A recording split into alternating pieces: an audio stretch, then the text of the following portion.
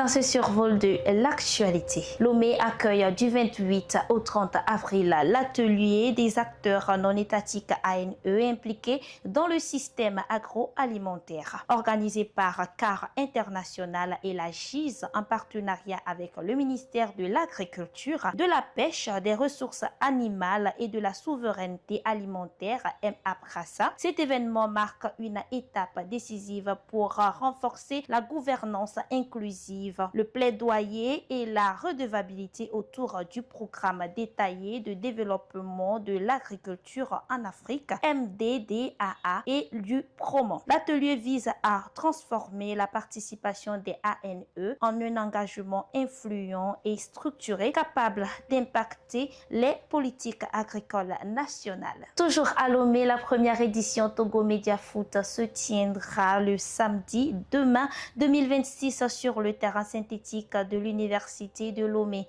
nous informe Togo Scope pour le communiqué des organisateurs. Initialement prévu au centre Olympe Africa en Animatia, l'événement a été relocalisé afin d'offrir de meilleures conditions d'accueil aux participants. Pensé comme un rendez-vous inédit, ce festival vise à rassembler les professionnels des médias togolais autour du football, tout en promouvant des valeurs essentielles telles que la liberté d'expression, la cohésion sociale et le vivre ensemble.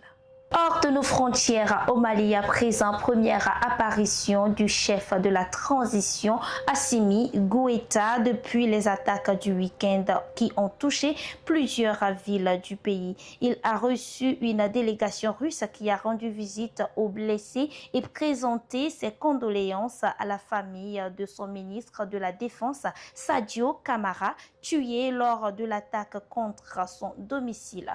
Le président de la transition s'est également exprimé en ces mots.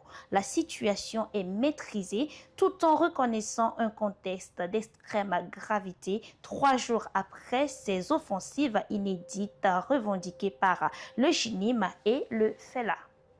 Parlons sport à présent pour finir à ce survol de l'actualité. Le Paris Saint-Germain a remporté une victoire spectaculaire à 5-4 face au Bayern de Munich ce mardi 28 avril 2026 lors de la demi-finale allée de Ligue des Champions mémoriale au Parc des Princes.